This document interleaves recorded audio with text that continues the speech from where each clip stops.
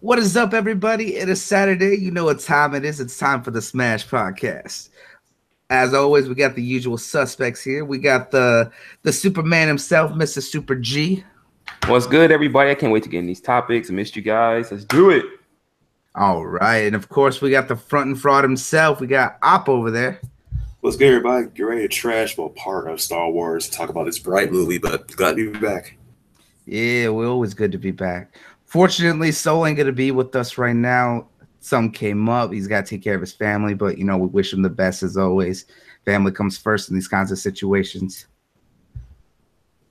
All righty, but so how's everyone doing, man? There's a lot of good stuff coming on. December has definitely been a rather heated month. I will tell you that. There's from movies coming out and a lot of big things going on. I know everyone wants to talk about Star Wars, but man, we got to save the good stuff for last. Am I right? Right? Yeah.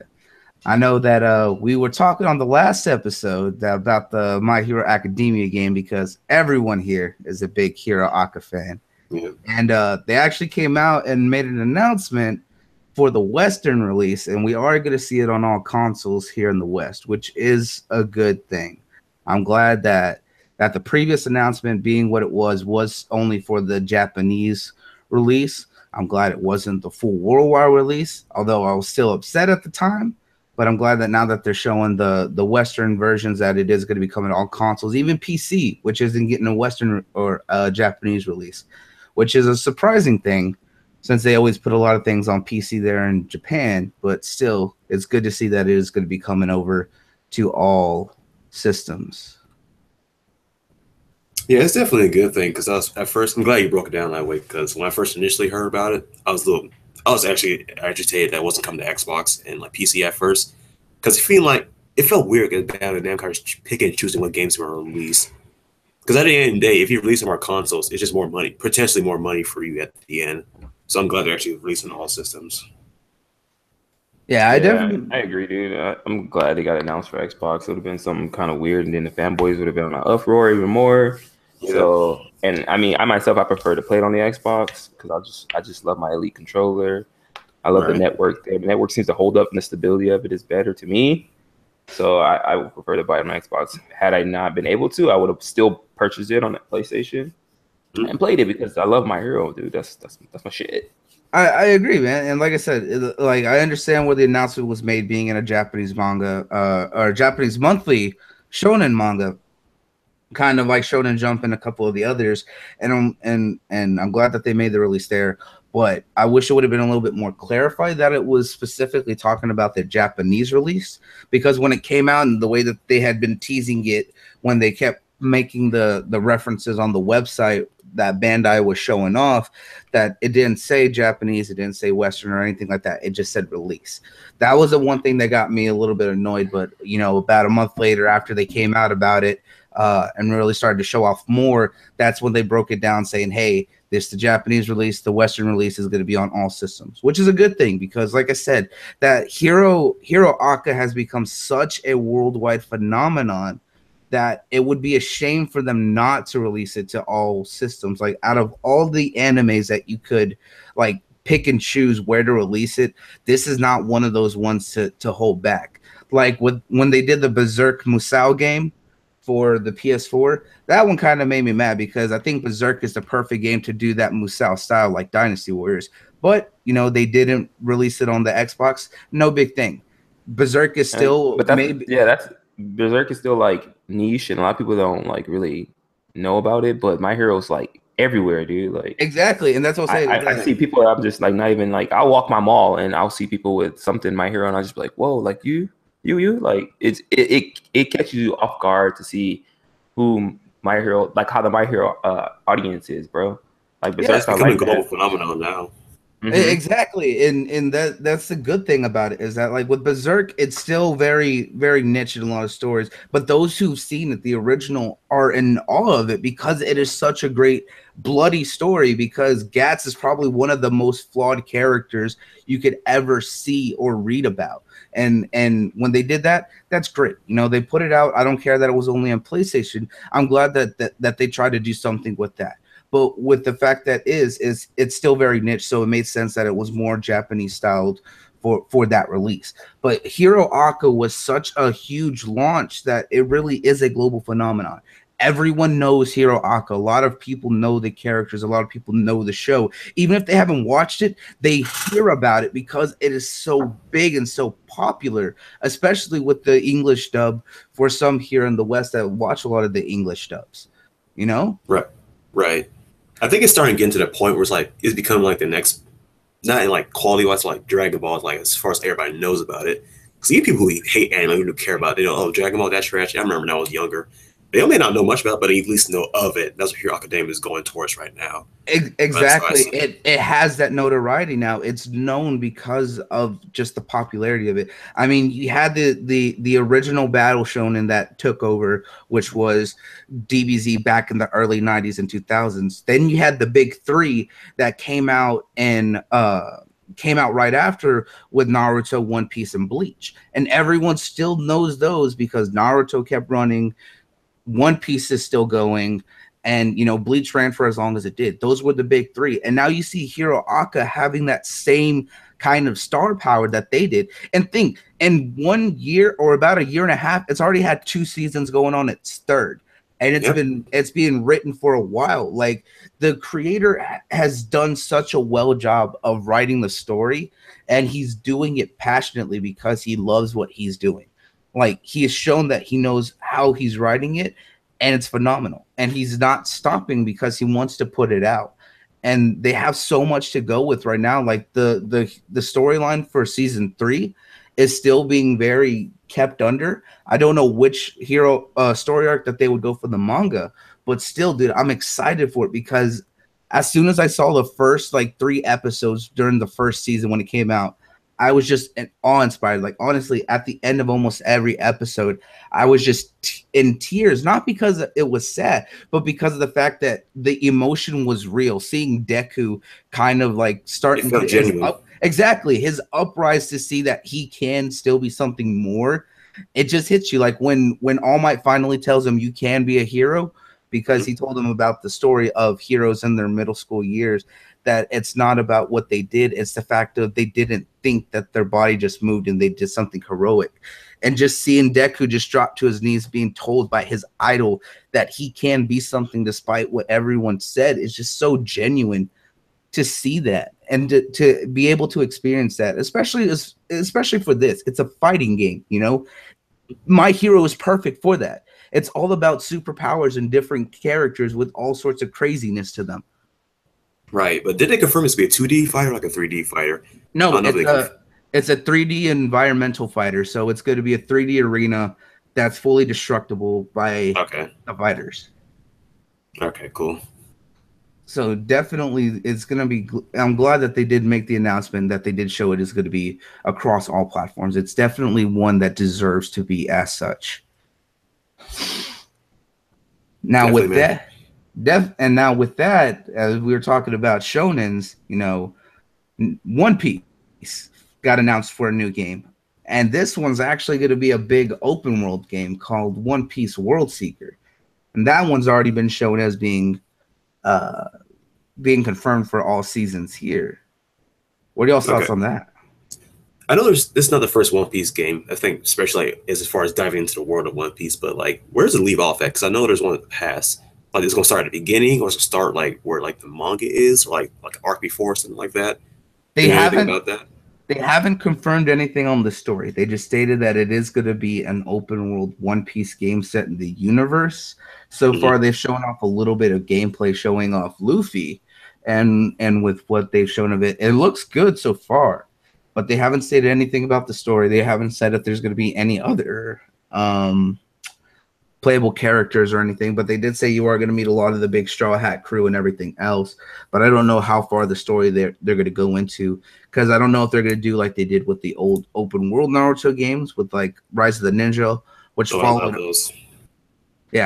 probably like the first 100 episodes or so, probably just before the Chunin exams, and then Broken Bond kind of went from there all the way up to the fight between Naruto and Sasuke and things like that. So it's we don't really know where it's going to pick up and where it's going to take place and how far it's going to go. But it's still going to be interesting.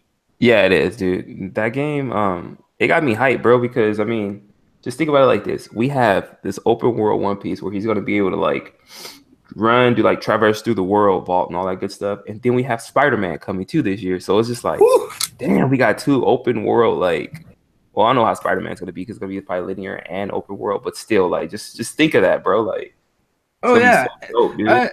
and the best thing that I like about Spider-Man, I like the style that they're going with the Spider-Man. I do like what they have planned, and you know they're teasing that, you know, they've showed Miles Morales in the trailer, and it's Insomniac. It's if there's one thing I can give respect to Insomniac is that their games are always humorous in the best ways, and Spider-Man is the perfect person for that humor. It's And for the whole traversal thing, they already got it down, man. yeah, I Right. mean, we've seen them what they've done with humor and combat and kind of absurdity with the Ratchet and Clank series. We saw them go through all that. Then, you know, they've tried other things, and we saw them do. Of course, they kept the absurdity when they did the Xbox exclusive for Sunset Overdrive, but they cranked Right. up the humor to a whole nother level with it, and they just went straight balls to the wall. It's great. They even did this game called Fuse, I believe, and it was like I think it's like published by like EA or something. Yeah, And that one even had some humor in it. It wasn't that great of a game, but oh, dude, I still like the game, but yeah, Fuse was another one, and it still had the cool weapons. It was a little bit more serious on some of the aspects, but it was still good. So we know what Insomniac's capable of. So seeing them take that humor, take that traversal aspect that you saw in things like in Sunset Overdrive, and then take that humor and then the absurdity in the combat and put that into a Spider-Man universe, that can work really well. That's why I'm really excited for that game. I don't care that it's Sony exclusive. I want to see Insomniac succeed with it because a lot of what they do is always phenomenal. Right. I mean, I just want to continue to see our comic book characters like have successful games and good games because we've had so many terrible ones. Superman 64 is one to name. Oh, yes. That was infamous. And That Superman Returns game that came out a few years ago, like with that long one with that The movie. Incredible Hulk game on a GameCube. No, man. Oh my Yeah. gosh, bro. But I mean, if you think about it too, Spider-Man's the only real superhero that's had continuous games. But Even not all his out- games were good. Like the ones Not- Beanox did was good. Giles was dope. Spider-Man 2 movie. Spider-Man yeah, 2 movie game. that one's okay. Hey, I was one It of the better ones. was. I enjoyed that movie. There was Ultimate Spider-Man 2 and OG Xbox too, I believe. Yeah, but I mean, But it's been a ton of them, dude, because it dates back to like Sega Genesis, bro. Like, yeah. I had And then of a course, Maximum Carnage game on Sega Genesis. It was a Maximum badass game, dude. So, Maximum Carnage. That's an old school. That's real good right there. Remember So, how yeah, that super cartridge? games. Remember how that cartridge was the only one that you would ever find that was a different color because it was red to match Carnage on it. yeah, it was.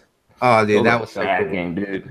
Unlocking well. Black Widow later and unlocking Venom to use, and Eddie Brock was like this big hulking guy mobbing down the street, punching people. So Oh, dope, dude. Oh, dude. Even when Green Goblin would come in and like fly in on a game, like that game was like ahead of its time. That's something that they should look into, like remastering like Xbox arcade games. They still did that. Dude, they should That'd be dope. remaster that for everyone because, dude, Maximum Carnage was a great side scroll. I mean, we've seen a lot of great remasters of old games. I mean, we even had rebroughts of Contra ported over and things like that. So why not? Mm-hmm. Right. Speaking of Spider-Man, I don't think we were talking about this before because probably during our break, but we have to talk about Into the Spider-Verse, the new Sony movie coming out in 2018. Bro, We cannot forget about that. we cannot. And dude, Into the Spider-Verse, it has me so pumped because of the fact that one, we're getting to see a movie based around Miles Morales. Like Miles Morales is now everyone's favorite Spider-Man. Right. Like out of the Ultimate Universe. Like he's become phenomenal.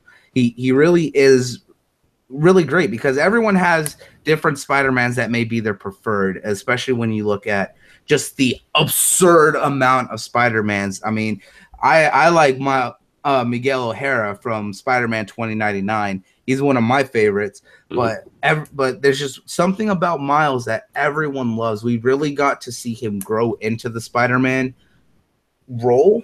especially after everything, because everyone grew up with Peter Parker. Everyone knows Peter Parker. So seeing the twist when they did the Ultimate Universe, and then showing Miles actually picking it up after what happened to Peter, and then taking on that role, like it's another side of Spider-Man that we don't get to see. And then kind of seeing that after Secret Wars, that after all the universes get blended together and kind of stuck, that the Peter Parker that we know from our universe, I think 512, tells Miles to stay there, and he takes Miles under his wing and kind of helps him to grow to even be a better Spider-Man than before.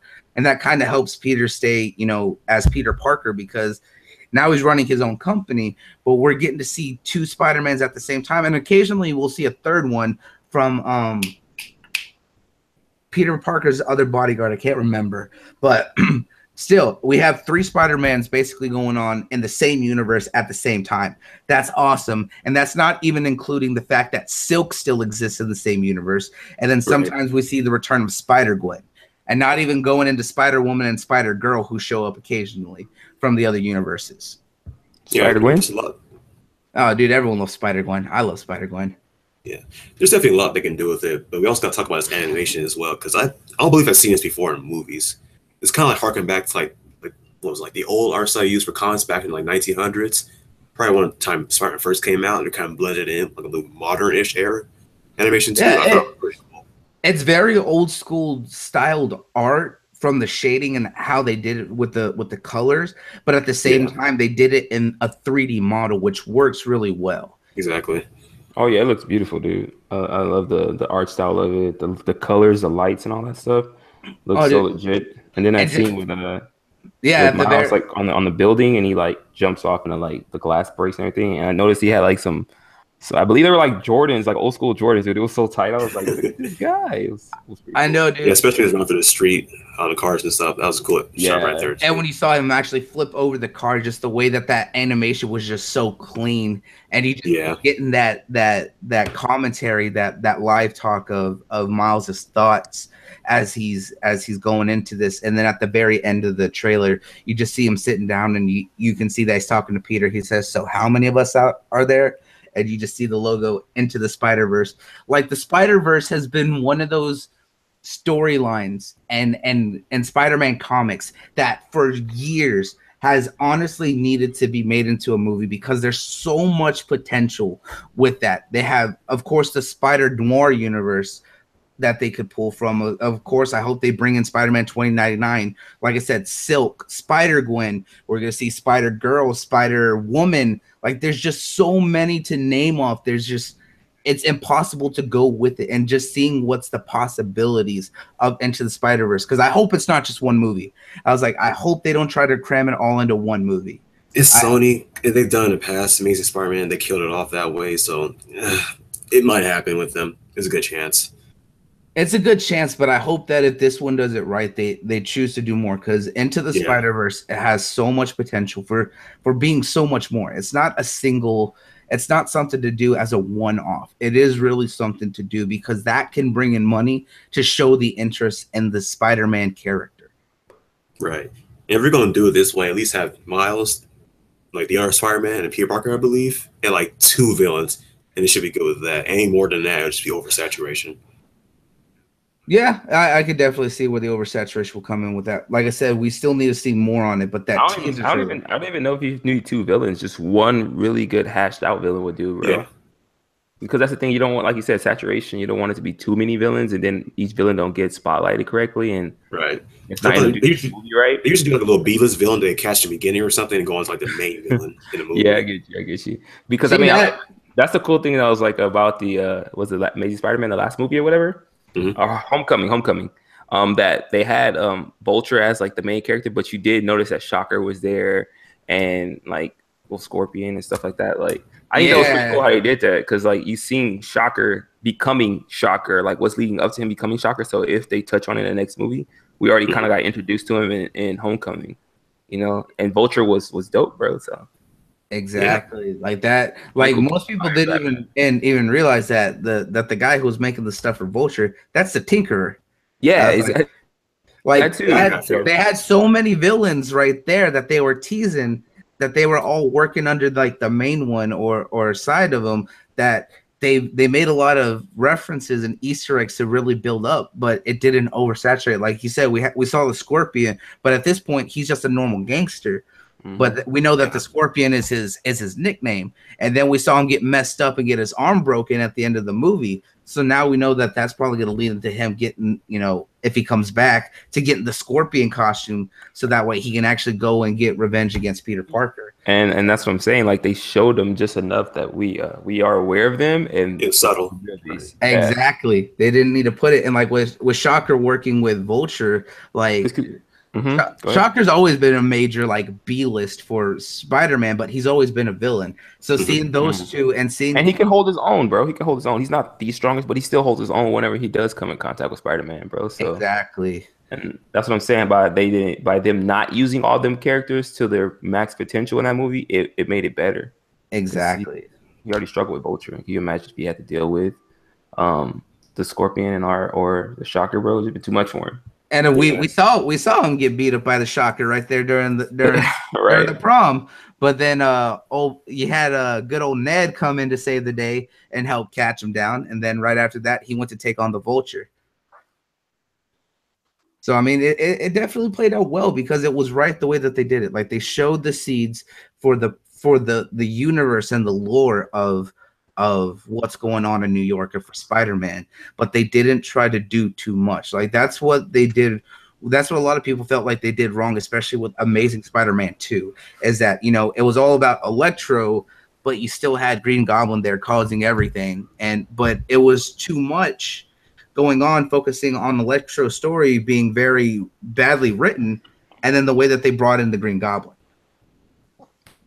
Because they kind of shoehorned it in at the end as he was the big bad, and that it's all because of Harry Osborn and Norman and everything else hating Peter because of what he did. Yeah, that's what I was worried about, because Sony still has like control over these IPs. Yeah. So they're trying to dump a lot of villains in there and mess it up. Yeah, because that's something that Disney did get to acquire. Yeah. But we do know that they have a 3-movie deal for Spider-Man, besides Infinity War and the Civil War, that he has 3 standalone films. That we have Homecoming, that we're going to see the second one, the sequel to Homecoming, which a lot of people were making fun of, called Prom Night and things like that. And then we're going to see a third one after that.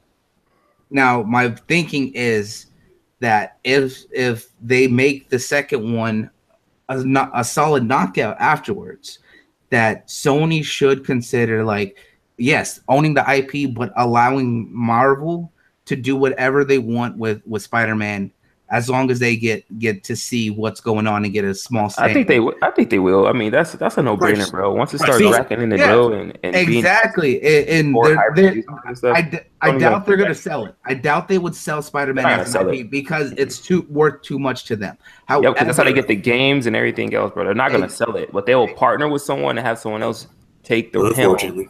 And I think if they do, they would make a good partnership if they just let Marvel do it, because Kevin Feige and all the directors that he's brought on they know what they're doing. Exactly. And some of them are just outlandish directors that have done phenomenal movies that were just completely unknown, from the Russo brothers and James Gunn. Like, he's shown that, hey, we don't need always a name brand director to do these. Like, let these guys do it. And they've shown off what they're able to do. And Kevin Feige has built up what is doing so well with what they've done and established with the MCU.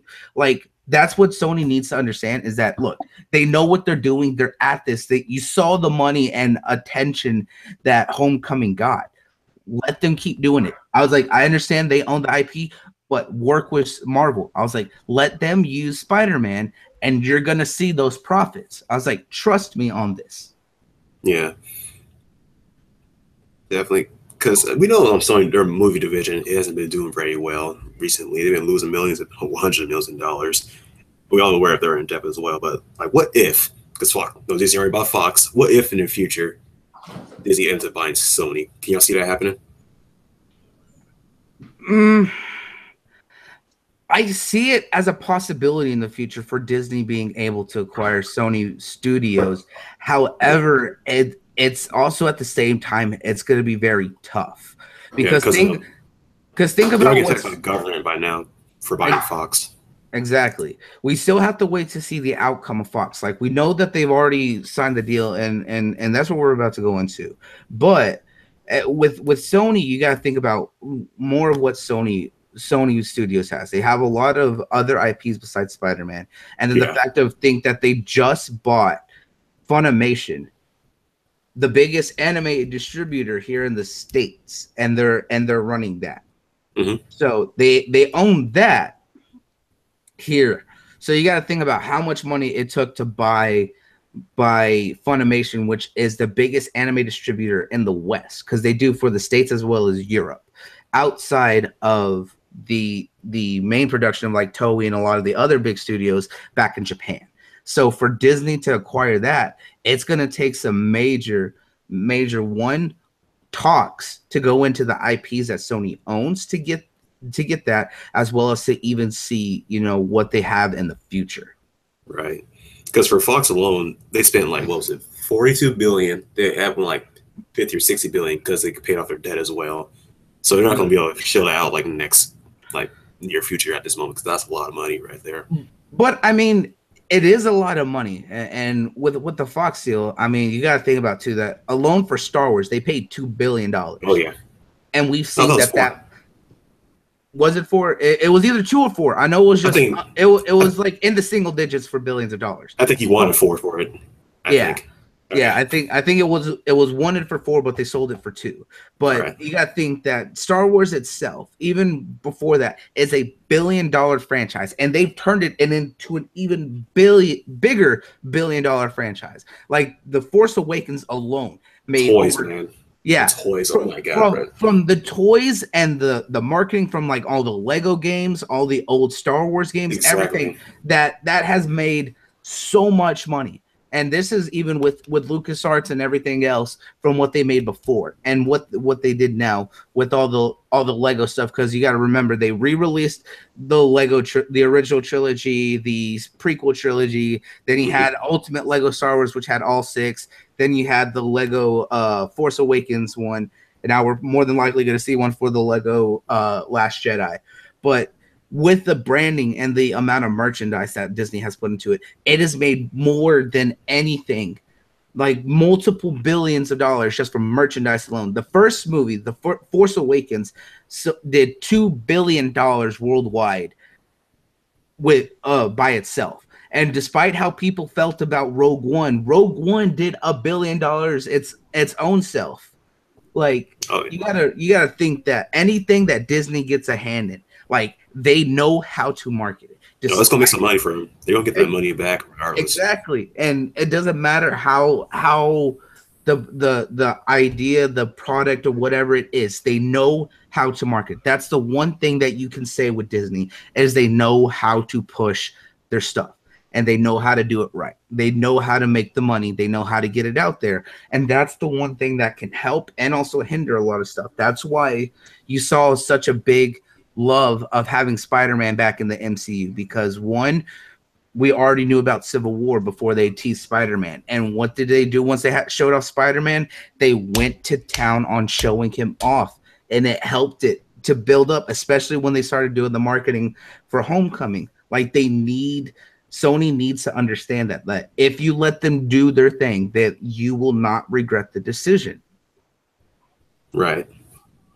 And that's why with everything that's going on right now with the Fox acquisition, because Disney just purchased Fox for, I think it's $54 billion right here is what I'm seeing here. So that wasn't even like out of their pocket, yo. It was straight from their stock, bro. So it was just like they didn't cost them anything. It was just like, here we go. We have this little extra fund over here. We could buy that and buy whatever the hell else you have and stuff from Fox. Grocery money right there, Yeah, that's like chump change to Disney, because Disney is now honestly, Disney is such a conglomerate and such a monopoly, but at the same time, you don't even feel that. Think about every TV station that they own, from their own Disney Channel. From their fucking studios, bro. Fox has a shit ton of studios worldwide, bro. They don't have access to those. Exactly, from their sport. The only thing that they didn't touch Even is Fox. Hulu. Yeah. Yep. The only thing that in the acquisitions that Disney didn't get was mainly the Fox News studios. But Yeah. things like their sports channels, their sports stations, they own. They now own all the IPs from all of Fox Studios. They owned Disney already owned 30% shares of Hulu. So now they purchased with Fox, they took their shares, which gives them 60% controlling share of Dang. Hulu. So now you know that they're going to be able to use Hulu to push a lot of their own streaming service now because they could do without as they wish. I just hope that they don't do it stupid and then take away, because you got to think too that a lot of the big shows that were on Hulu were also Fox shows. So now they have access to all of those and be able to do that streaming without any issues. Mm-hmm. Just hearing everything that Disney owns right now gives me goosebumps because it low key sounds like a monopoly because they have their hands like so much media and entertainment nowadays. It's kind of Dude, scary. they really are. If you look at it, they own Disney, they own CNN, they own NBC, they own ABC, they own TNT. They now own Fox Studios for their animation and TV division. They own Hulu. Like everything that you look at that Disney has their hands in, it's ridiculous. However, all of those things that they have their hands in are successful because Disney has the funds to push on it. And now they're going to make their own streaming service too in the next few years. So it's going to take most of that, well, pretty much all of it, just bring it under one house. They might as well. Like if they take everything that's on Hulu and then rebrand it as whatever they want, but it's still Hulu, like honestly, it can change things for better because then you have access to so much Disney stuff. Like I know that they want to pull things off of Marvel off of Netflix for their own things, but it's just like at the same time, you know, what are they gonna do now with them owning Hulu? They already have that access and quick key to get into the business. So it's just gonna wonder where they're gonna go from here. They keep going up. That's what's looking like. Yeah, and now with everything that from the Fox acquisition, you got to think about the possibility of the future. Like we said, it owned Fox Studios, so it's not like, especially for us, it's happy to see that the family returning back to Marvel Studios. Fantastic Four, let's go. Yeah, we see the Fantastic Four returning. We see the X-Men returning. That's great, but there's still so much more and the possibilities of what Disney owns now. Think about this alone of all the IPs that Fox had. They now own their animation studio. So things like The Simpsons, Family Guy, American Dad, everything on their animation TV on Sunday is now owned by Disney. You also see them recovering things like Avatar. They now own the rights to Avatar. The big thing is that Fox had the original rights to the original Star Wars movies. So now Disney has those back in-house because that's exactly. And that's why we saw a lot of those remasters or re-edits with the newer stuff from the release of the original trilogy is because they couldn't use some of the original assets. X-Files. Exactly. They own the X-Files now. There's so much more beyond for us from just alone of what Marvel is picking up with the X-Men and Fantastic Four returning. I mean, they even own the rights now to Battle Angel Alita, which is a big manga for us that's also getting a movie. Which looks dope. I know, dude. Battle Angel Alita. That movie looks insane too, dude. Yeah, but the possibilities for that movie had people asking like, "What the hell is this?" when I went to watch Star Wars. The trailer when I went to watch the dude, episode 8. We'll get into that. Like, what is this? Like, we'll get into that. But with Fox, man, just there's so much more that comes with this acquisition. Like there's so many like nuances to it all. And just the possibilities as well as just the fears of a lot of things. Like I said, now with the depth of the amount of stuff that is being sold over to Disney, you have to really think about it. Now, a lot of people have the fears about, give me a second here.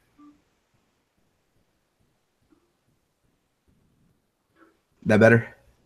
You're good now. All right. Sorry about that, people. Mike went out for a second.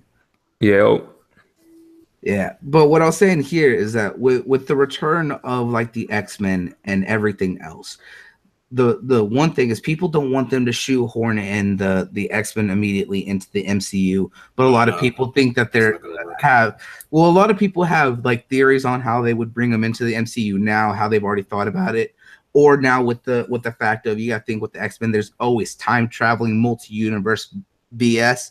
So they wonder if, especially now with where the X-Men are after which we saw saw among themselves with like Days of Future Past. We saw that they were playing with multiple timelines, multiple universes within their own cells, and what was going to happen. We got to see how they would pull it in, because we already saw that with Apocalypse, they added their new generation of X-Men who's going to be playing. You know, we have Sophie Turner as Jean Grey, and you know, all of them from Storm and their version of Cyclops and Psylocke and the rest of them, you know, bringing in Angel and all the other X-Men now. And then, of course, we know that they have their new movie coming out, New Mutants, which is supposed to be more of a horror movie because it's going to show a lot more of the obscure mutants that are a little bit more different than the rest of the X-Men, that are more horror-based. Similar to like how Beast is a beast with the way that he transformed, but you're going to see characters that are more able to do that of their own free will, that are a little bit more terrifying. So I love to see that, because now we're getting to see the Game of Thrones girls back together, because that's going to have Macy Williams, and I love me some Macy Williams. So yeah. But the thing is, like with that, like I want to see how they would bring it into the MCU, because now with the possibilities, it's great. I want to see them come back for it with an X-Men versus Avengers or X-Men and Avengers crossover. But it's like, how are they going to do it? Because they cannot set it up right now for the Infinity War or anything else like that. They have to set it up right, because if they shoehorn it in, it could just be completely all over the place. It could be a mess. I think it'd be easier for him to like get Fantastic Four in there, because it's easier to like retcon him back into the history of the Marvel Cinematic Universe. You can pretty much set up this way, basically. Like, there's a small little ragtag team, scientists, to create a little experiment. Like, what was that world that was in like that trash Fantastic Four movie? It's not really, I forgot. Oh, I didn't even watch that movie. Trust me. It's like I honestly wouldn't doubt though. Yeah, but they can say like they got lost like a different dimension up until now, and they find with Thanos coming back, right, somehow they're able to come back and help them out. They can write off of that way, but I'm just spitballing right now. I mean, that's definitely one way to do it, and you got to think too with the Fantastic Four, with their competition against Doctor Doom. Doctor Doom has been able to rewrite reality and history and time and manipulate universes so often, like it's not even funny. Like if you've read the Secret Wars comics, you know the capabilities of Doctor Doom. Like Doctor Doom is such a smart villain and such a powerful dude. Like it's easy for them, if they want to retcon and put them back in, that they would put a movie with Doctor Doom in it to be able to kind of bring in the Fantastic Four. Yeah. Of course, I hope that they make a play on that. If they do, that they're going to be like, were you guys always here? Like, where have y'all been all this time? Yeah.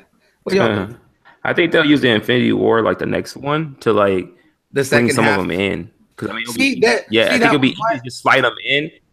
Yeah, you know, just throw a few of the X-Men in there, throw a Fantastic Four in there, like randomly, and they'll ask where you've been, but like at the same time, we already know their story, so they don't need introduction stories. They don't need like exactly any of that, bro, because we know what the Fantastic Four are. We know what the X-Men are. So long as they use the same cast, I believe, as the X-Men. I mean, the Fantastic Four, you're going to have to do it over, because you know Johnny Storm is now Captain America. Don't know how that's going to work, but and we don't want the black guy. I'm sorry, we don't want Killmonger as Johnny Storm. So we're cool on that.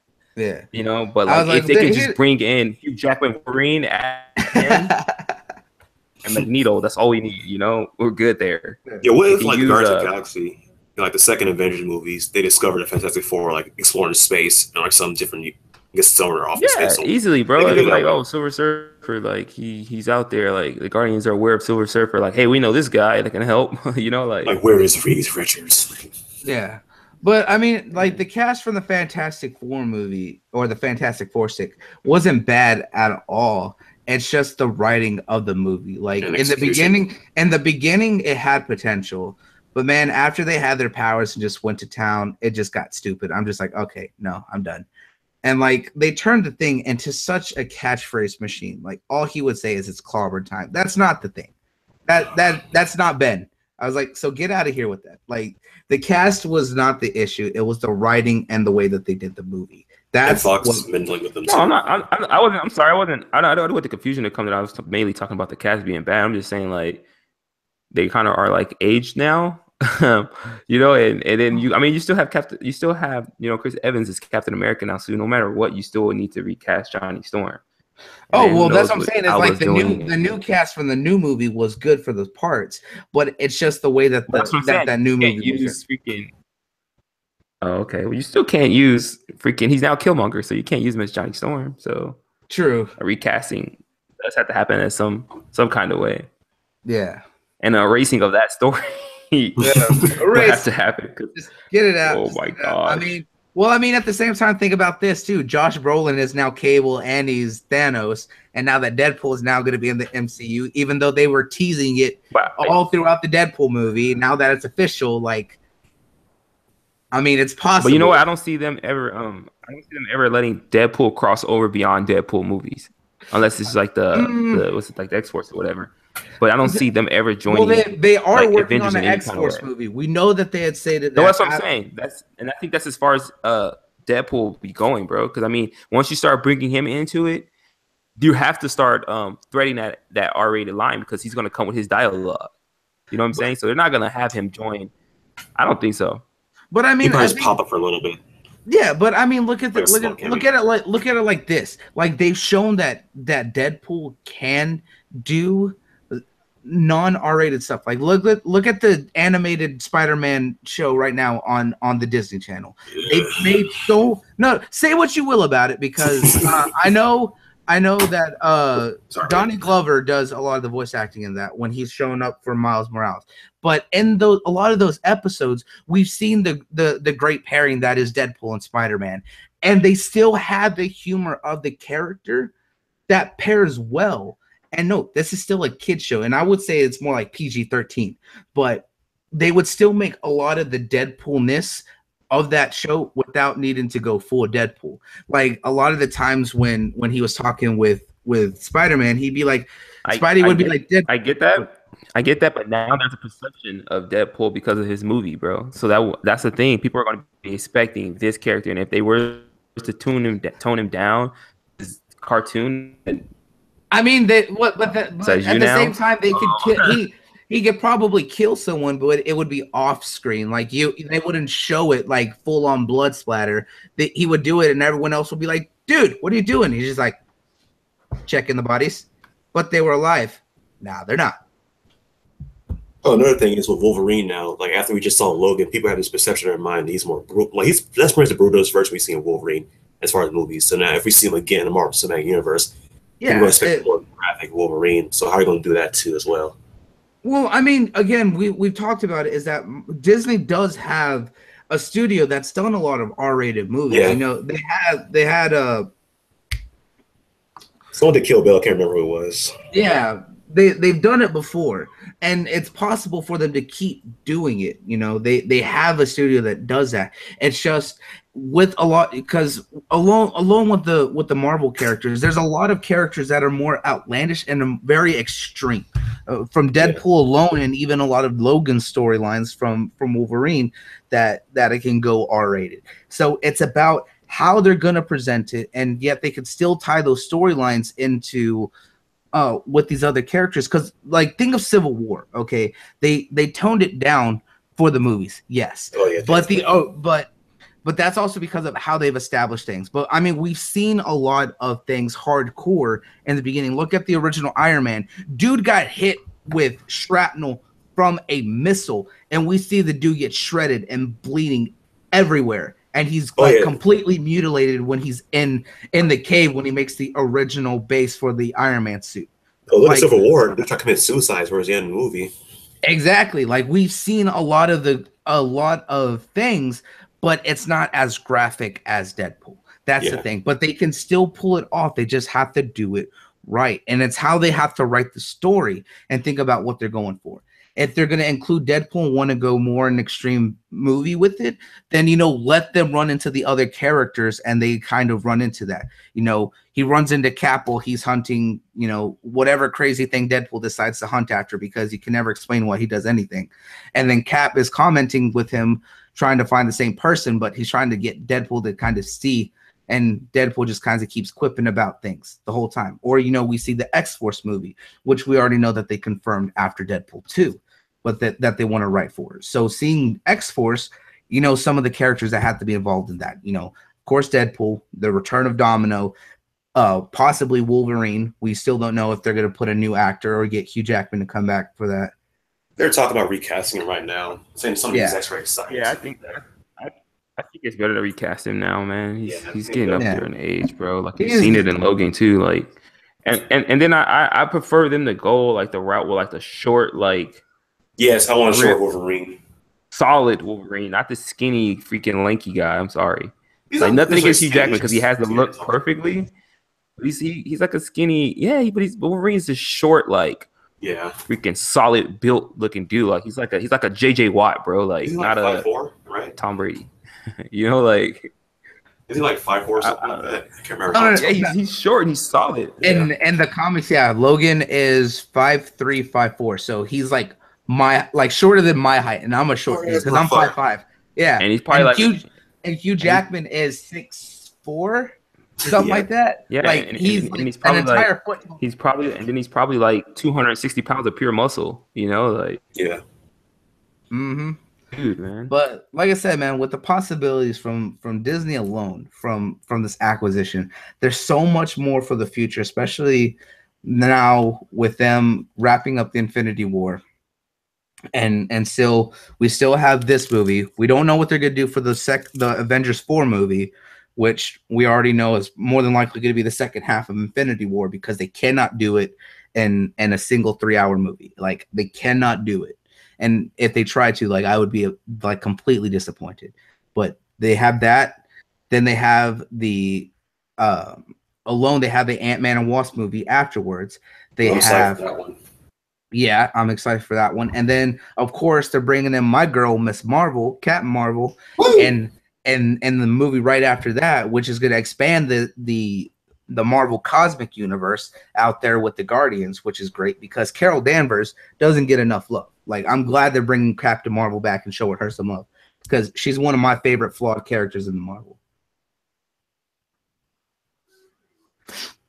Yeah, but I think we touched on every part of this that we could have. Yeah, man. There's just so much to look forward to coming to that. So much content. Yeah, you can't be excited for it. You cannot be excited for the future of them. Exactly, with the fact that they already have 20 movies that they're planning out and looking at for afterwards. Right. Just okay. Yeah. So we can all agree this is a great acquisition. Oh, definitely. Oh, absolutely. It has a lot of potential all the way around. So we'll come back to this topic because this is something we can continue to talk about for years and years. Oh yeah, that's good. We're gonna be seeing that play out over the next few months. Like, yeah, we can look back in about a year or two and be like, man, look what they've done with this. Like, because Fox or what the hell they had and what they were doing, what they had. So exactly. And speaking of things, me and you sat down and watched the new Bright movie that came out on Netflix. If we're gonna talk about streaming. And we both agreed that it was not worthy of the hate that it was getting. Definitely not. Like, people were being not even people, just the critics being hyperbolic as hell, man. Yeah, dude. I don't know. It's just crazy. Worst movie of the year? Like, worst movie of 2017? Like, no. Death Note. Give that shit Death Note. No. Yeah, right. Did they not? Was that really a headline? Worst movie of the year for Bright? Yeah, dude, look at what Soul King tweeted out at us, man. Look at it in the chat. Like, it was titled Bright, worst movie of 2017. And I'm looking at shit. I'm sorry, excuse me. Yeah. I know, right? And I was looking at that because if it was I haven't finished the movie like you guys have, but if it was that bad, I wouldn't have got as far as I've gotten into that movie. Because I'm usually the one that's like the first 20 minutes, I will walk the hell out of a theater and get my money back or go watch something else. So I would have done that here at home. I would have walked the hell away from my TV and say, hey, Cortana, turn it off. And I would have walked my ass to my bedroom and jumped in the bed last night. That wasn't the case, bro. I was still stuck right there and like watching that movie. And I wake up this morning like, okay, I'm going to finish it. you know, and that's only because I'm just burnt the hell out from working freaking 18 hours a day and stuff. But no, it's a solid movie, dude. All the hate that it's getting, I don't see it. I mean, I haven't finished it yet, but what I've seen so far, which is like the first hour and 15, 20 minutes of the movie, is not a bad movie. I've seen a lot worse on sci-fi. I've seen a lot worse movies put in theaters, bro. So exactly, that's exactly what I was getting to. I'm sorry, and I will go on a rant in a second, but I'm see a lot worse than Fox. Come on, people. Right. I sat down, me and Op were watching it in a party, and I had my roommate with it. And I was like, hey, man, we're going to watch this movie. We've been hearing that it's pretty trash, and we're just going to check it out.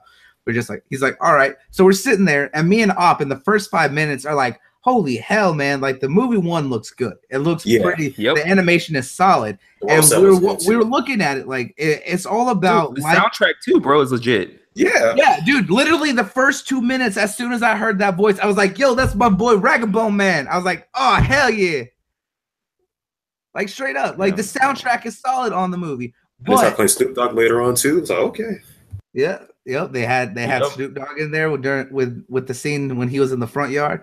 But shit, like I was saying, that in the first 2 minutes, like it made a lot of like commentary on a lot of big social issues, especially in LA. You know, it was showing that life between orcs, elves, and humans, you know, of course, different races, however you want to put it. And they were showing a lot of social commentary about people hating orcs, that they made the wrong choices with who they sided with in this great war before, that they hate the entire race, that they just cops go out and kill these people like it's nothing. They find an excuse to shoot orcs. Yeah. And like it had a lot of heavy social commentary and a lot of insight while still being a fable. It still had its own story going on, but it was a fable, you know. And if anyone knows what a fable or an allegory is, it means that it's telling a tale with not always human creatures. Like Animal Farm was a fable about fascism and communism way back in the day, because it's all about animals, but it's talking about real world stuff. But this had a lot of that issues going on because it was showing a lot of that. And, you know, there was the first orc cop ever, you know, into a lot of other things, and a lot of people were hating about that. But it was still a solid movie. Like it's still very typecasted with Will Smith being the lead. He's still Will Smith playing a Will Smith character. Yeah. But it still wasn't bad. He did the drama right. He had the humor right. But the shine came from the actor who was voicing Jacoby. Like Jacoby being the orc partner was phenomenal. Like I loved him. Man. Like he was the boy throughout the movie, like really shining through. And like with everything else that was going on, it was solid. And the fact is, they didn't try to explain everything that was going on in the movie. It just was going. It explained itself as it went on too. Exactly. Like when they got to the scene, like if you saw in the very early on, when they got to the safe house where they found Tika and the magic wand, and you just see that girl like all strung up, like blood vials and things all coming out of her. Next level shit right there. We thought that was some ritual kind of stuff going on. And when the feds get there later to explain it from the magic division, they don't explain it. They just look at it and see what's going on here. They're like, wands, magic. Yeah, I can tell. And I'm just like, great. I don't as much as I want to know, I'm glad that you understand in the story what's going on and don't need to explain it. That's explain exposition, explain everything. Just snippets of it as we go on is good. Exactly. And that's good world building, that everything makes sense and exists in the world and it doesn't need to explain. Like in John Wick. That's why the writing in John Wick is good, because think about the gold coins and everything that goes on. Bro, John Wick's alone. Everybody like, oh shit, John Wick. Oh, bro, don't fuck with that man. Don't leave him alone, man. Leave him alone. This John Wick he's working right now. Like they don't have to explain it. Just everybody's reaction to him explains it all right there. Exactly. And then with the gold coins, like when he calls the cleaners to make his dinner reservation, he gets them the gold coins. They take it, done. He goes to the hotel, gives a coin. It's done. They don't explain it. It just works within the universe, and you understand that it works. You don't need to have them explain why the gold coins are special or anything like that. Exactly, man. I also love how they humanize everybody, and yes, like Will Smith and his partner. They kind of played into tropes of police officers, but it wasn't too much where it got annoying. Like his partner, I keep forgetting his name, but he was supposed to be a good cop, right? Yeah, like, Jacoby. He followed everything by the book, everything by code and protocol, everything like that. But he still relates to him on a human level. And then another thing too, I like the casting of Jacoby, dude. I like Joel Edgerton. He's a dope actor, man. I mean, from The Great Gatsby with Leo DiCaprio, that movie was so dope. What was it? he did that movie, the fighting movie with Warrior with the guy who played Bane. What's his name? I can't think of his name right now. But Tom Hardy. Yeah, that one. He did Black Mass with yeah, he did that fighting. Check that movie out, Warrior with Tom Hardy. That movie was dope, dude. Yep. He did Black Mass with now everybody's skipping fucking my mind right now. But yeah, he's done solid movies, dude, and he's a great actor, bro. So yeah, and when we're talking about that recasting for Wolverine, I actually seen him because he's a short guy who's like solid, dude. You know, so like give him a workout routine. He's dope though. Oh yeah. He definitely could fill that role. But like I said, man, he stole the show as Jacoby. Like Jacoby, like I fell in love with Jacoby, like the way that he was. Like he was very human, despite that everyone kept trying to treat him different. And I like that. I like that he already knew in the context of the universe that he says, I know I'm an orc that's not part of an orc clan, and I live among humans and I'm hated because I'm an orc. He's like, but I want to be something more because I want to show that, you know, I'm still a person. I'm still here and I'm trying to do something. I love that they humanize him. That's what makes it great. Especially him and like the gangster leader you seen in the beginning by the safe house, bro. Because I thought he was gonna be like a typical gangster leader, doesn't give a shit about nothing. He kill everyone, gets away, but no, like towards like the middle of it, they actually humanized and gave him a reason why they wanted one. Because they were upset with the hype around one. It's this reality manipulation device they can use with magic. But like his explanation for why he wanted, like saying he could walk again and he loved his old lady again, was like, oh shit, this man got some depth to him. Okay, I'm starting digging now. Yeah, that part right there really got me too. Yeah, because it wasn't about power; it was about him fixing his life. Yeah, trying to get back what was taken from him, and I dig that. And it's the same with the orc gang leader when you got later through the movie that, you know, he talked about how he grew up in Miami, that there was parties with humans, orcs, elves all together. There was no tension, there was no hate. It was just everyone living together happily. And when it comes to LA, he sees that it's so much different. And yet he organized all the orcs. You know, he throws a party every month, you know, to bring everyone together. And he only had one thing, which was about the guns, and then he's all upset because, you know, that'll change. Like it's a good movie to really sit through. It's not as bad, and they really wrote a lot of the tension and a lot of social commentary into it, and it makes sense. But it's still really good in the aspect of the movie. Like the commercials for the movie, they don't do it justice because if you see them, like you think it's really cheesy, in there, bro. Yeah. I thought it was a cheesy ass movie, but like if you sit and watch it, I didn't care. I was like, hey. Yeah, I saw the trailer. I'm just like, what is this? I was like, because I had heard about it a while back, but when I actually sat down and watched it, I was like, oh man, this is actually so much better. Yeah. And all I gotta say is when me and Op were watching it, L47, man, that dude was something else. Oh man, that dude beat the shit out of Jacoby. I think like he had a passion or something, like he made him mad. Yeah, there's literally one of the L's that are like hunting Jacoby and Ward throughout the movie, and it's just a bald-headed elf that looks like straight out Agent 47 from all the Hitman games. So we just made the joke calling him L47 the entire time. Oh man, it's just a good movie overall. I definitely want a sequel. I would like to see a sequel, but for what it was, like if I gave it, it's like a solid 8.5. Like nowhere near as bad as people were saying. It's not like mind blowing, but it's still a good movie. So I'd say it's a solid 8.5. Yeah, 8.2 for me.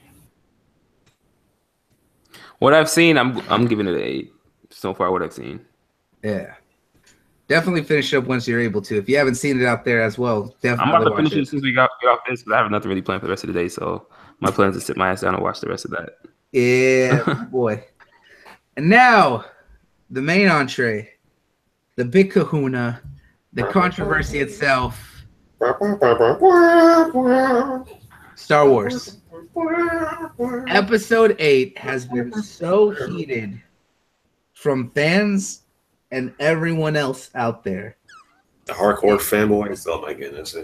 Yeah. Like, I have never seen people get more upset about a movie instantly and say that it does not deserve to be in the canon. They have a petition for that, man. I was done when I saw that. It's just crazy. Like seeing Star Wars, like when I went to go see it and I sat down, and Supra Gee, you were completely blown away by the movie. Yeah, absolutely, dude. I mean, I'm a huge Star Wars fan anyway. And And so I love the franchise, and I hold it dearly to me because of the memories I have like with my father back in the day with it. So I'm not one that's gonna be like easily impressed with it, but I was impressed by that movie, man. I was, bro. Like the just everything, man. Like I just like how they said, "Fuck what you know. This is where we're going." And they didn't care about who they had to step on to do it. Because I mean, a lot of I think that's the biggest problem with a lot of the old fans are like they're expecting Rey to have like this powerful lineage dating back to either Luke or that's a powerful Jedi. And they just said, no, your parents are hobos, your parents are nobody. Absolutely just bums, you know? And then even the little kid more sensitive, stuff like that. And which is gonna set up the future because they even said so far, like when episode 9 ends, there is a new trilogy coming that has nothing to do with the Skywalkers. So that's what this movie was doing. It was letting you know, like, hey, there's gonna be a world outside of the Skywalkers that's coming. So brace yourself because it's coming. Like exactly. For me, I mean, I didn't like how Snoke got taken out, but at the same time, what other way could you have done it? Like, because we know he was more powerful, so he could have defeated them in a fight. So it had to be a sneaky tactic to take this guy out. You know what I'm saying? Because they're not strong enough to take him out. Well, man. Exactly. And I mentioned Kylo was gonna do it. He thought Kylo was a little bitch, and Kylo got him. Exactly. Kylo pulled the second hand on him. Like I loved it. Visually, it blew my mind. Like I was so in love with the things. Like when you saw just there's so much. Honestly, the worst part of the movie was the beginning of it. That was the worst part of the movie. That movie was awesome from the jump, pretty much. But if anybody has a gripe, just be with the beginning of the movie, how the chick was like hitting that thing and it fell down and she caught it and blew everything up. Like, okay, like that was a little bit, but that to me, that's the only thing about that movie that was not. Really but everything else was that's a minor annoyance in the movie for me. The little beginning scene. Hey, I have to say that speaking of that beginning scene, seeing how Poe was messing with General Hux, that was hilarious. I love that. Oh yeah, it was, dude. And whenever when Supreme Leader Snoke freaking died, and he was like, "The Supreme Leader's dead. Like we don't have a Supreme Leader nowhere." That fool Kylo's like, "Bitch, I'm right here. Like, what are you talking about?" You know, like he was like, "Okay, Supreme Leader, we have a new one." Like, you know, like it was great, dude. Like even then. And then like Luke, whenever Rey passes him the saber, he just like throws it and takes the hell off. Like he's like I'm done with this shit. Like I don't want to see it. Get away from me. He just like jams the hell out. Yeah, chicken. And I like that they make dope, the joke. I like that Luke makes the joke about this magic laser sword because that's what everyone calls it to get away with calling it a lightsaber. Is that it's a laser sword. So I like that they joked on that.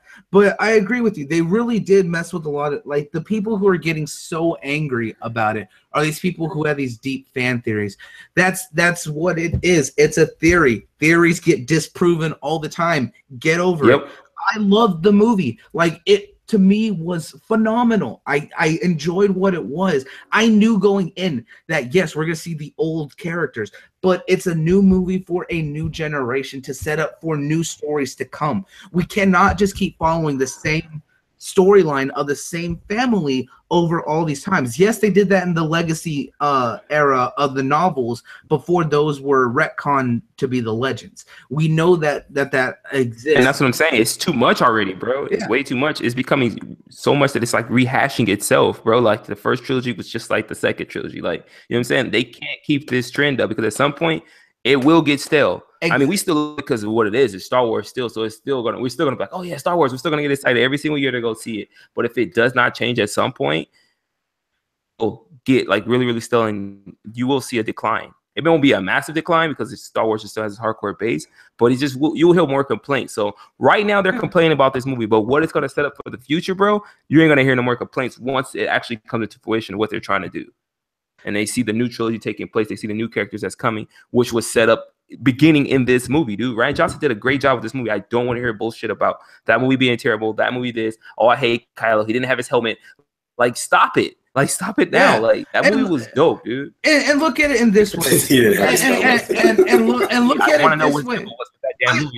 I agree completely. Like the hate that's being done on it is unfounded in a lot of ways. Like And Ryan Johnson has come out that the goal was never to divide or upset people about the movie. But he even stated himself, he even tweeted this out, that the conversations that are going on about the movie need to happen. If Star Wars is to grow and move forward in the future, it needs to happen. There needs to be a change, and we have to understand that. I like that. You know, they showed off a lot of stuff. They're giving each of the old characters their own passing. We saw that with Han Solo in Episode 7, the way that he tried to reach out to Ben, that he tried to save Ben from the darkness that was growing inside of him. We saw now with Luke why he ended up having Kylo turn out the way he did, because he was scared with it. And he didn't want to see his nephew, his own blood, go that route like his father. He wanted to save him. But in that instance too, he had to choose between family and being a mentor, and that faltered him. And we see that. And man, at the very end, you see him go do force projection. Like, that's a power we haven't seen, except that showed his power too, bro. Exactly. We haven't seen that since that the was novels. Power that was off the chart, bro. And I blew my mind when I realized what he did when he said that, took all the shots from the AT-ATs, then took on Kylo, dodging him, messing with the boy. And when he said that, if you strike me down, you will not be able to save yourself. And when he did, and Kylo Ren's just tripping out, and he walks away, and you see that Luke's not even there, seeing force projection. That isn't a power that we haven't seen since the novels. Like, force projection is such a rare power to do, because it takes such a strong force connection with the force, as well as a strong will, because of the fact that you have to physically place your body and mind on another planet or another place, and you have to stay there. So you have to keep yourself calm while you're doing. And just think about the distance that he did that. Yeah, exactly. That he was in the middle of nowhere in the galaxy. He did that shit across the galaxy, bro. Yeah, just like, I mean, we don't know we can just imagine how far that was for him to do that, man, and how much power it took for him to pull it off. I mean, like he went to his sister, bro, talked to her, gave her a kiss, and he wasn't even there. Yep. Like, she felt it as if he was there, bro. And then, like, he went out and did his thing with Kylo, dodged his attacks like it was like a full-on fight. I was like, damn, hold on, is he really fighting this dude? Like, or what? Because, like, it blew my mind. And then the conversation they had about, you know, the Jedis aren't going anywhere pretty much, because Rey's, this is the start of a new era, like right here, right now, because of what Rey was doing exactly at the time. And that's a good thing too, is that even in the books, like Luke had mentioned that the way that the Jedi Order had grew up, the teachings that they showed, everything that they taught was old school. It wasn't the way that they needed to. They can't be soulless robots that are basically judge, jury, and executioner. He was changing in the Legacy era the new order to be something different. I'm glad that they touched on that when he stated why the Jedi need to end. And then seeing Yoda come back, and not the CGI Yoda everyone hates, the fact that they actually brought back the old school legit. Yeah, the puppet Yoda. Puppet. Yes. And then seeing that Yoda so still dope, has hey, that, man, I mean, we're still in the show right now. What you think, bro? Because you just, I know you got your thoughts too. So let's hear what you got. Because I could keep going, bro. I could steal the show right now, man. Yeah, I was listening to y'all, but for me, like, it wasn't the issues I had with the movie wasn't like the mainstream. It was like, what the fuck they doing, man? This, like, for me, it was like the execution of it at the end, basically. Because, like, for me, how Snoke died, that got on my nerves, because I've been listening to theories about that. Because they had all this stuff for Snoke. Like, he's unlimited resource. He's more powerful than Sidious. But the thing, that's the theories, bro. So yeah, it's theories. Yeah, of course. Well, no, they confirmed that Snoke was more powerful than Palpatine. Yeah. But the thing is that from what has been shown is that he isn't Force aware. He isn't shown when the Force is being used, except what he can do. He's not Force sensitive to feel like Palpatine was. Palpatine was basically all around a master Force user, because he could sense, he can control, he can manipulate. The thing about Snoke is that he can sense what people are doing, but he isn't able to sense, because he's directly mind linked to Ren. All right, he isn't able to sense the Force around him except when he can see it. Like when Rey pulled the lightsaber and then tried to use it on him, and how when he just kind of whipped it around, he knew the Force was being used, so he could remanipulate it. But when he was reading Kylo's thoughts and how he was saying, "Oh, I can tell that he's gonna put the lightsaber right through you. Yes, he was going to put it straight through his true enemy because it's you. But Kylo was thinking what he wanted, and he was reading that. He didn't know who it was because Kylo kept it unaware because he wasn't able to fully sense what Kylo was doing. Yeah, because I think I just came in with a little more expectations than I should have. Because like, if they're gonna kill off Snoke in this movie, I was kind of hoping that him and Luke would fight it out. Because Luke's the Jedi Master at this point. Rey, she doesn't know what the hell she's doing. She's still learning.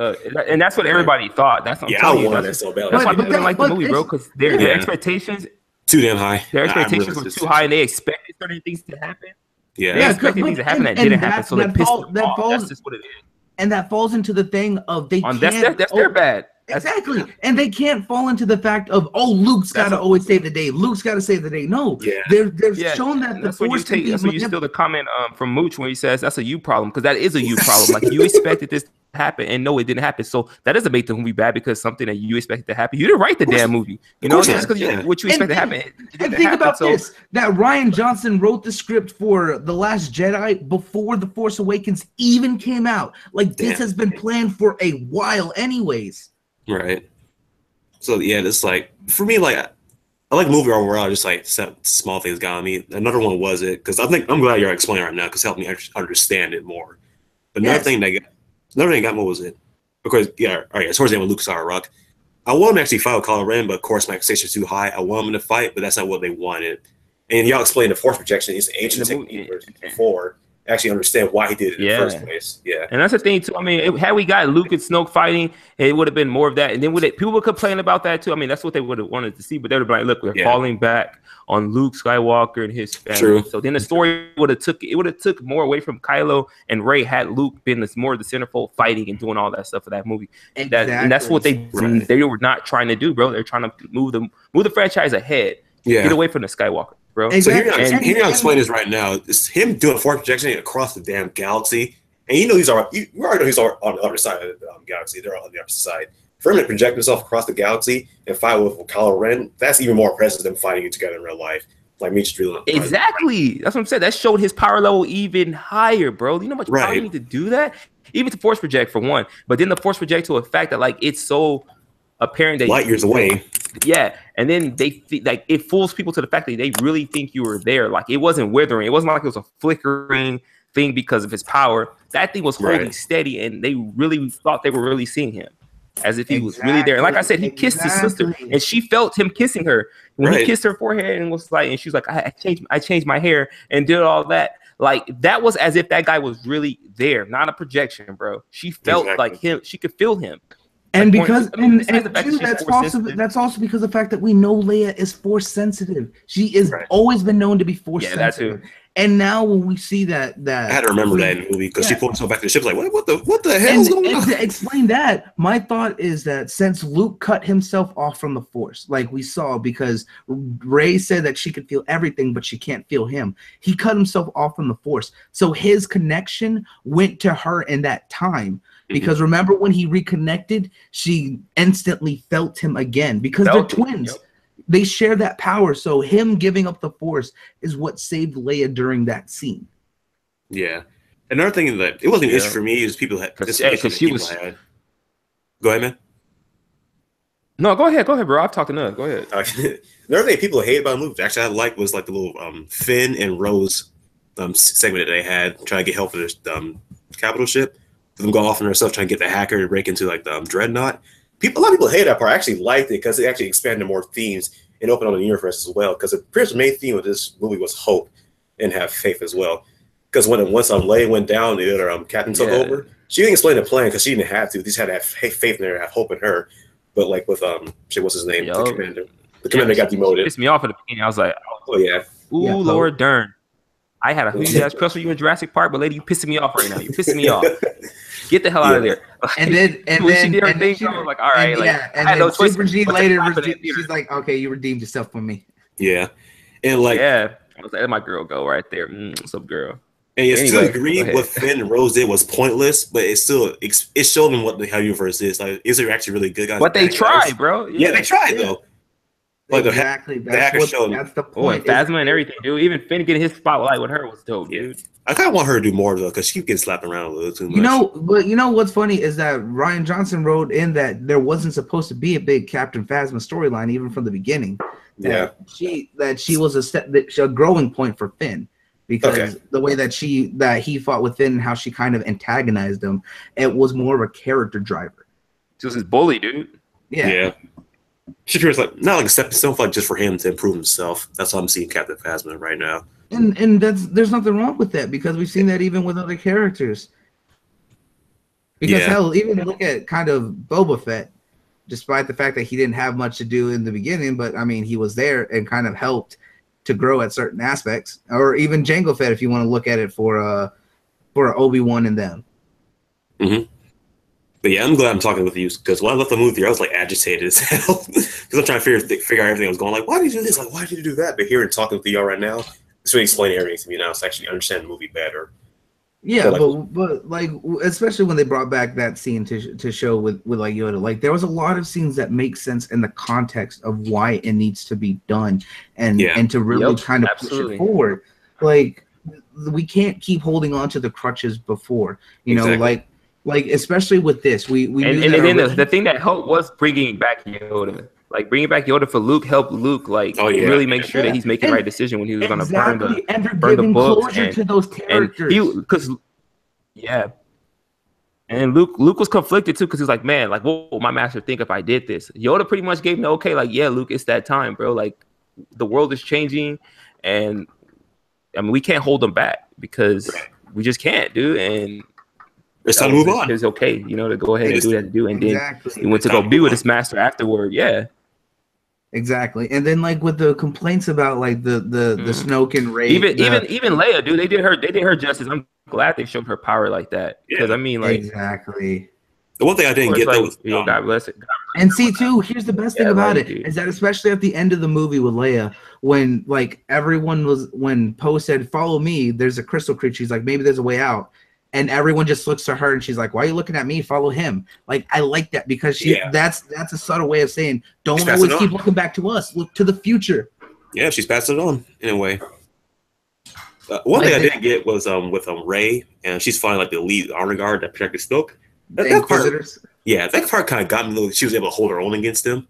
Because think about this. One, we were already seeing how she fought, because one, she was used to using a bow staff, and then we kind of saw how she was able to naturally be adept with the lightsaber. But the thing is too, in that moment, she's focused on Ben. She wants to save Ben. Her emotions are flared. We know that people's connection with the Force gets intensified by their emotions. We've seen it with Anakin. We've seen it with Luke. We've seen it by plenty and countless others within the lore of the universe. Like it makes sense. Okay, all right, that's cool. Because when I was watching, I was like, how is she able to fight people off? But like now, I'm starting to see it. But think too that the Inquisitors are meant to hunt Jedi, but there haven't been Jedi for a long time. That's about those weapons that are like the shock batons. They're meant to counter Jedi lightsabers, as it makes them a way to counter. But there haven't been active Jedi in forever. So even though they're trained fighters, they may not be actually used to it. And when they had different weapons of varying different degrees. So you know sometimes it is able to get around them, because we saw it with Kylo, how he was taking on 3 dudes at once, and Rey was taking on 2-on-1, but she kept pushing him away to do it 1-on-1. She wasn't as strong as Kylo. And like I'm glad that they killed Snoke the way that they did for Kylo, because one, it allows him to grow and show that he's able to be more of a dark force, because now he's the true antagonist and antithesis to Rey. You know, she's true light, he's true dark. We don't need another, Palpatine and Darth Vader, Darth Vader being Palpatine's little bitch, being taken around. He showed that I'm going to be the master now. This is my galaxy. This is my power. This is me. He showed that for himself, and especially when he was heated against Luke and everything else. I love that part. It's like, fire everything! Just lit his ass up. But that was like the best scene in the movie right there. Other than the other scene with the capture ship goes light speed into the dreadnought, but that had been the best scene for me. Oh yeah, that was dope, dude. It was. Oh, but dude, just seeing that when she went light speed, when they're like, well, they're turning to go light speed. Don't worry about them. Keep firing on the ships. And when they completely did that turnaround, she made that jump. Oh, dude, this is just beautiful. dead. Dude, that the animation, like the way that looked, just That was had me beautiful, man. dude, I was awestruck. And then I how he was got just like quiet, like utter silence, dead and just silence, watching dead all that. I was silence. just like, oh, I was like, oh Just my blew me gosh, away, bro. dude. That had me like feeling some type of way, and you just see all the ships like bright light, just all shredded, and then just explosions like 10 seconds after. Literally cut with the speed of light, bro. That was like that really made it for me in that movie. They cut with the speed of light. Yeah, dude, it was oh so beautiful.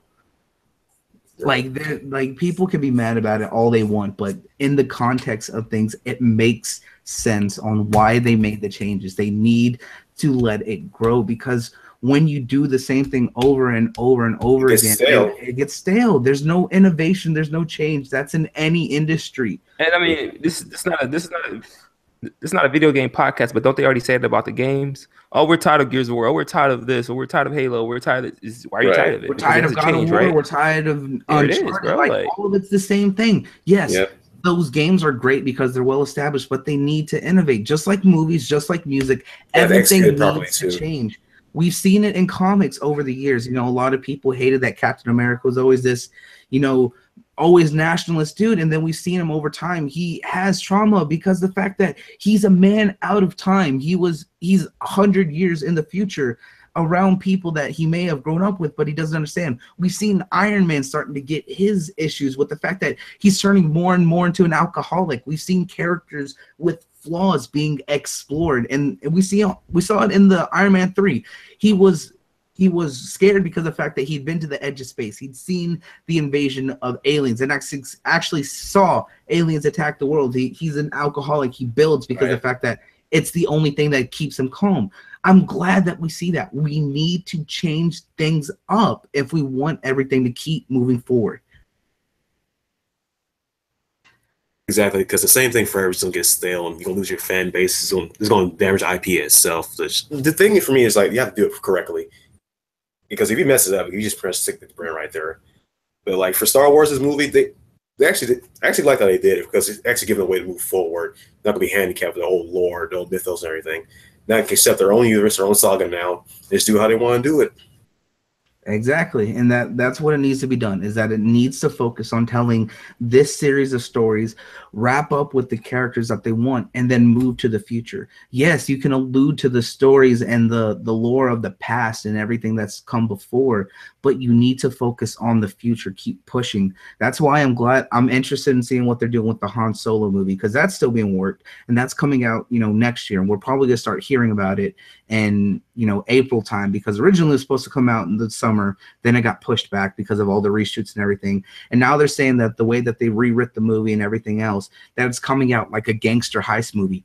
That sounds awesome, because that matches with the style of kind of what Han Solo is. We're seeing those individual stories. We saw what they did with Rogue One. Like, they can do single stories as well, as long as they make sense in their own context. Yes, they can touch on other stories, especially if you look at Rogue One. That was 2 sentences in the beginning of A New Hope, and then they made a full fleshed out story on what it took to get that for them, and then they touched and connected it to A New Hope. That was it. They didn't need to keep putting in and everything else. They had their own conclusion, yet people will hate on that. That's fine. They need to do that to switch it up. Me too. Well, guys, I'm sorry I have to head out now. I was trying to hold out as long as possible, but I'm glad we're able to talk about Star Wars now, because it actually fleshed out and more for me understanding why they made the changes they did. Exactly. Yeah. Sorry, guys, got to head out now, but I'll catch you on the next one. All right. You take it easy, Op. We're going to go ahead and call it here, everyone. So we hope that you've enjoyed chatting with us. Supra Gee, what you got going on there, my man?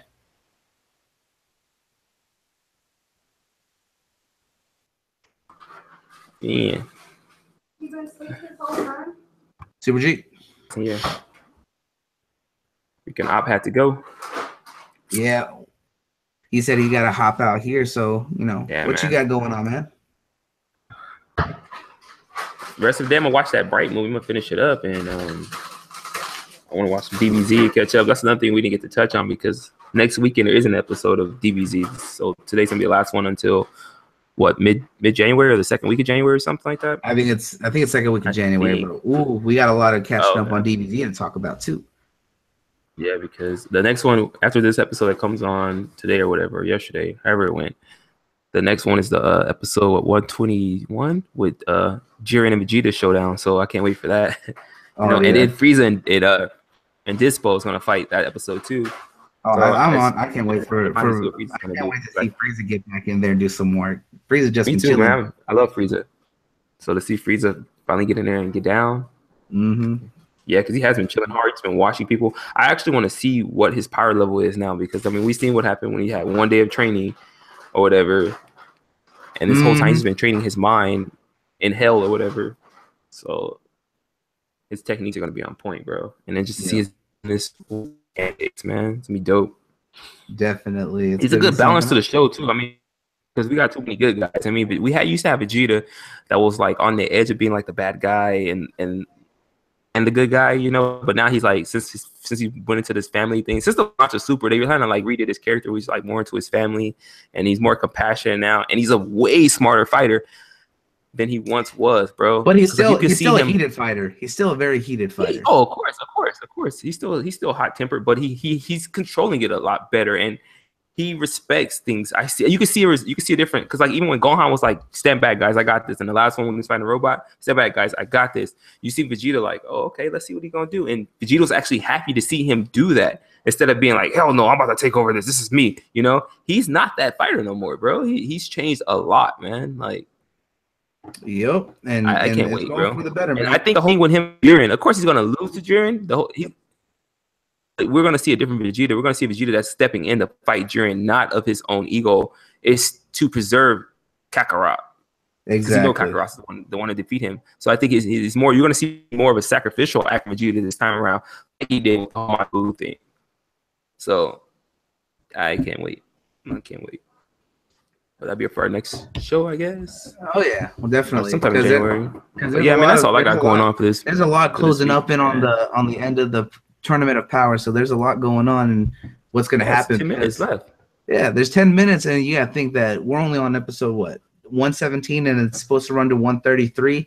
Like, what's going to happen after the conclusion of the tournament? There's still a lot left to be done. We got a good year coming. That's a really year coming. Anime, movies, comics, everything, dude. It's gonna be a great. I know our boy Seth Soul there wants to talk about the new Dark Knight Metal comics that he's been reading. Oh, I know that thing's dope too. I've seen it. I know I'm gonna have to check that out, and of course we got to check out Doomsday Clock with DC and the Watchmen. Yeah, we'll get all into that. So everyone, we hope that you enjoyed spending your Saturday afternoon here with us. So from all of us, y'all take it easy. Peace.